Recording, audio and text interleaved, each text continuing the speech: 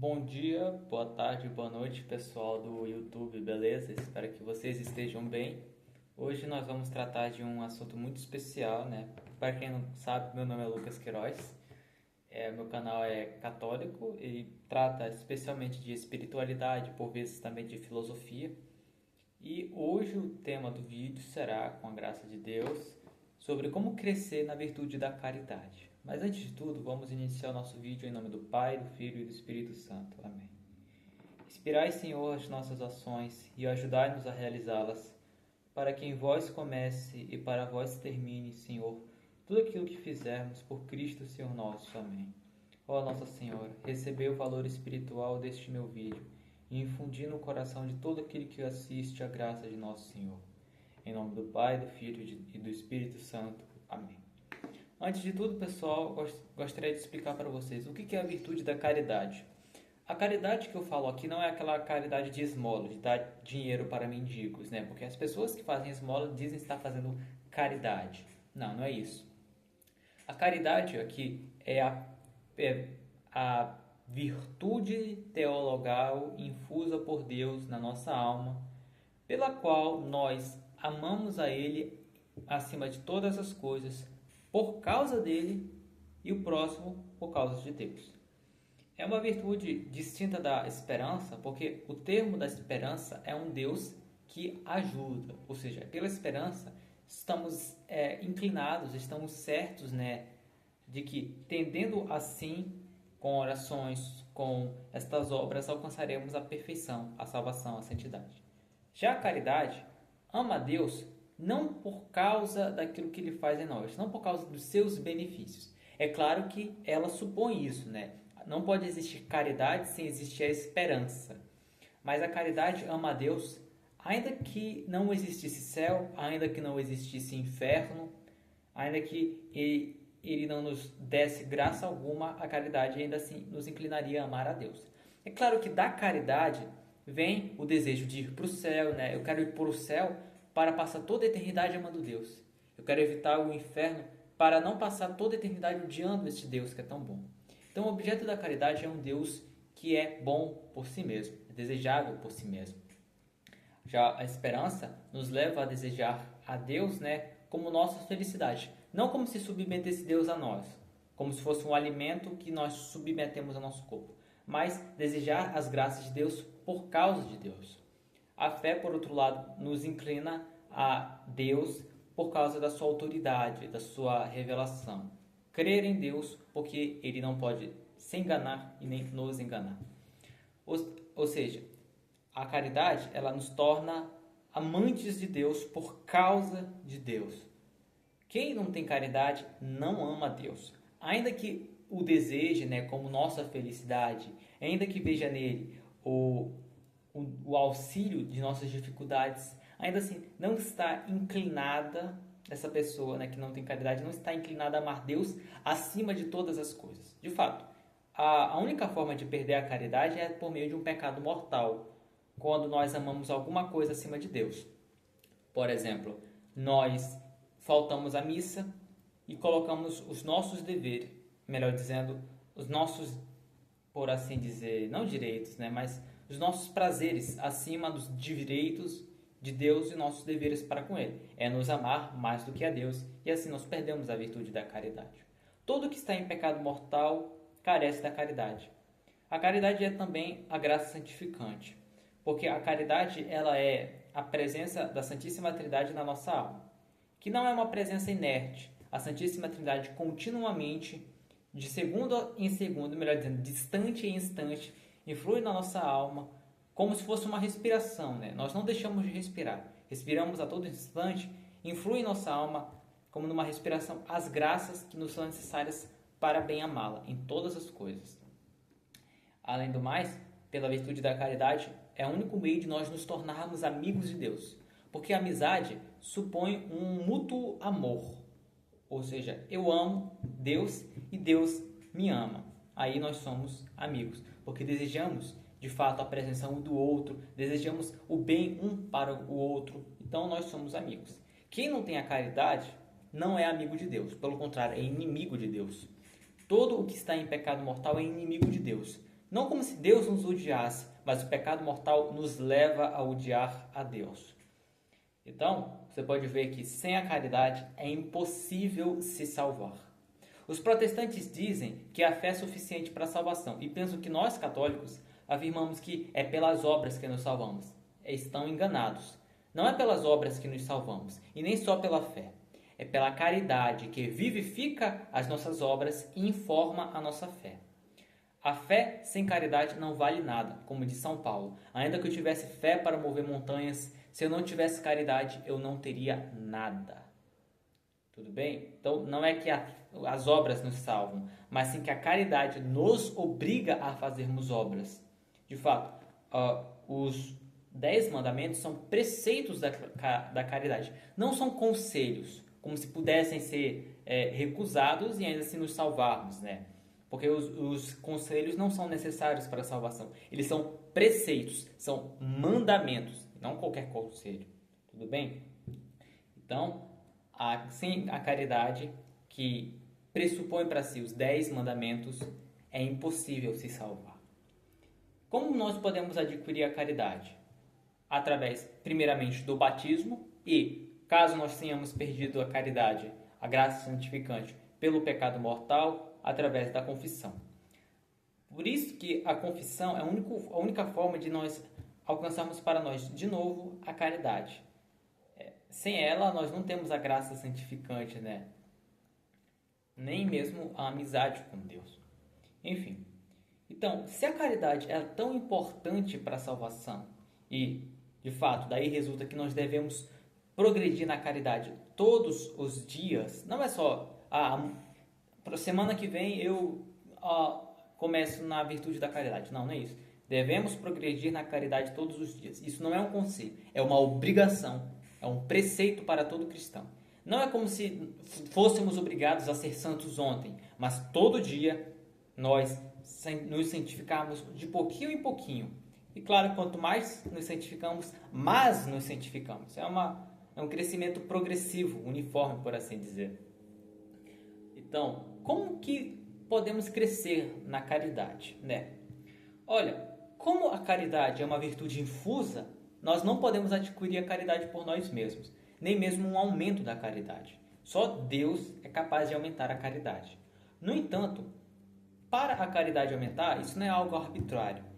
Não é algo arbitrário, né? Precisamos cooperar com a graça de Deus. Porque se cooperássemos, melhor dizendo, com a graça de Deus, sempre de modo indefeituoso, a graça de Deus se duplicaria a cada instante, como aconteceu na Virgem Maria. Santo Afonso Maria de Ligório vai dizer que desde que a Virgem foi concebida no seio da sua mãe, ela, que foi concebida sem pecado original, era absolutamente, completamente generosa a Santa Graça, né? Então, ela sempre agia até o limite da graça. Então, a graça se duplicava, né? Se a Nossa Senhora, foi concebida com uma graça maior que todos os santos juntos, no instante após a sua concepção, a graça estava o dobro do céu, e depois o quádruplo, e depois o oitavo do céu, e assim vai, né, exponencialmente, porque a Virgem Maria era generosa com a graça a todo momento. Então, para nós crescermos na caridade, se requer que nós façamos obras de caridade. E quais são as obras de caridade? Tudo que envolve amar a Deus. Sim, tudo que envolve amar a Deus e o próximo por causa de Deus merece para nós, né, de forma condigna, junto com o sacrifício de Jesus Cristo, que vivifica as nossas obras, merece para nós um aumento da caridade. No entanto, não é toda obra que aumenta imediatamente a caridade, mas sim toda obra de caridade merece aumento da caridade. Porque tem algumas obras de caridade, né, que nós fazemos de forma imperfeita, de forma defeituosa, de forma remissa. Ou seja, se nós temos a caridade até o nível 10 e procedemos apenas com 2 níveis de caridade, nós merecemos sim um aumento da caridade, mas não imediatamente, porque não chegou até o limite da graça, por assim dizer. Entendeu? Então, só atos fervorosos de caridade podem merecer imediatamente o aumento da caridade. Mas os atos que não são fervorosos, mas ainda assim provém da caridade, merecem um aumento, mas não imediatamente. Então, quando que a caridade vai aumentar por causa desses atos remissos? No próximo ato de caridade fervoroso. Então, digamos assim, eu procedo, num dia só, né? Procedo com um ato remisso de caridade, que merece um aumento, né? Tenho 10 de caridade, por assim dizer, que merece um aumento de caridade. Depois outro, que merece 2 aumentos de caridade. Não vai aumentar imediatamente, mas se naquele dia eu fizer um ato de caridade até o limite, um ato fervoroso, esse ato de caridade, né, vai aumentar minha caridade imediatamente, somado com os outros atos de caridade, né? 1 mais 2 dos antigos, né, dá 3, que se somam a este ato fervoroso de caridade para aumentar ainda mais. Então, os atos de caridade remissos, eles merecem para o próximo ato de fervoroso de caridade um aumento muito maior, entendeu? No entanto, nós somos obrigados sim a termos atos fervorosos de caridade para aumentarmos imediatamente. E nós podemos tê-los todos os dias. No entanto, amigos, entendamos uma coisa: ninguém é dono do próprio coração. Ninguém pode falar assim: hoje eu vou amar Deus, esforçar a amar, como os espíritas pensam. Não é isso, tá? Deus não pode nos ordenar o impossível. E como ninguém é dono do próprio coração, como que nós vamos amar a Deus? Se é impossível que nós nos forcemos a amá-lo. Simples, pela oração. Quando Deus nos ordena algo aparentemente impossível, é porque Ele supõe que nós devamos pedir isso a Ele. É impossível, pelas nossas próprias forças, vivermos desde o batismo até a morte sem nenhum pecado mortal. Mas se nós pedirmos a Deus com uma oração fervorosa, nós podemos obter isso, né? Todos os dias. Então, é preciso que nós obtenhamos? Não. Nós rezemos a Deus todos os dias, melhor dizendo, a todo momento, para que Ele haja no nosso coração. Porque só Deus é Deus do nosso coração. Só quando Ele quiser que nós podemos fazer atos fervorosos de caridade. Devemos sim cooperar com a graça, mas devemos pedir ela. Porque Deus, sendo causa principal, não exclui que nós também devemos cooperar com Ele como causas secundárias, né? E a causa secundária coopera com o efeito por uma conversão com a sua causa primária. Como? Em nós. Pela oração. Então, devemos pedir a Deus todos os dias. Algumas pessoas, elas têm a pretensão, né, de se santificarem com suas próprias forças. Não, é que eu vou virar santo na meta de 1 ano, eu vou alcançar a 7ª morada. Amigo, não é isso, tá? Se você tem essa pretensão, você pode ter certeza, você nunca vai virar santo. É provável que vá até mesmo para o inferno, tá? Porque a presumir a santificação pelas suas próprias forças é um pecado contra o Espírito Santo. É a presunção, né? A presunção da graça, a presunção da salvação, a presunção da santidade. E a presunção, ela leva para o desânimo, porque a gente, né, acaba se decepcionando com a nossa própria fraqueza e acaba desanimando. E o desânimo leva à preguiça espiritual, né? Aí, o catecismo mesmo da igreja afirma que a tibieza, a preguiça espiritual, tem as suas origens na presunção, que a gente presume mais do que a gente pode, confiando mais em nós do que em Deus. Se nós confiássemos mais em Deus, nós não cairíamos na preguiça espiritual, porque Deus estaria lá, pronto para nos dar a graça, e veríamos que só nós que seríamos os obstáculos para a graça, né? Então falaremos: ó Senhor, eu apenas atrapalho. Por favor, age em mim, guia minhas ações para que eu não atrapalhe o vosso reino santo, que merece reinar no meu coração. É uma oração humilde, reconhece a nossa baixeza, a grandeza de Deus, o seu amor por nós. Então, orações desse tipo aqui devem ser feitas por nós todos os dias, a fim de que a todo momento nós realizemos, né, com a graça de Deus, atos fervorosos de caridade, né? Porque, de fato, se nós temos a obrigação de crescer todos os dias no amor a Deus, nós temos a obrigação de todos os dias realizarmos pelo menos um ato fervoroso de caridade. Tudo bem? Uma coisa que eu gostaria de falar para vocês antes de terminar esse vídeo é que a caridade de Deus não diminui na nossa alma. Ela só aumenta ou está em constância, né? Ou aumenta ou fica constante. Então, ela não diminui em nós. O que pode acontecer em nós é que, pelo excesso de pecados veniais, nós atrapalhamos a ação da caridade em nós. Entendeu? Então, não é que os pecados veniais diminuem a graça de Deus, porque a caridade está em outro nível. A caridade é uma virtude que está num outro nível tão elevado que ela sozinha já vale mais do que todo o universo, incluindo a natureza mesma de todos os anjos somadas. Entendeu? Por isso que foi necessário que um Deus viesse para nós para nos recuperar essa graça. Porque um anjo, nem mesmo o mais elevado dos anjos, tinha a dignidade suficiente para nos alcançar isso. Entendeu? Então, voltando para o que eu estava falando, né? A caridade, ela não pode ser diminuída pelos nossos pecados, porque ela está em outro nível. O que pode acontecer é que nós atrapalhemos a graça em nós. Por isso que, de pecado venial em pecado venial, nós caímos no pecado mortal. Porque a tentação, ela supõe uma ação da graça em nós para poder ser vencida. E aquele excesso de pecados veniais que nos atrapalham é como se fosse um entulho que vai obstaculando um rio a ponto de a sua água já não mais poder passar por lá. Porque tem tanto entulho, que ela já não consegue mais irrigar aquele terreno. E isso vai chegar um momento que toda aquela região, por onde antigamente passava esse rio, vai morrer desidratada, né? Então, entendamos uma coisa, amigos. Às vezes, o pecado mortal é permitido por Deus como uma forma de punição a nós.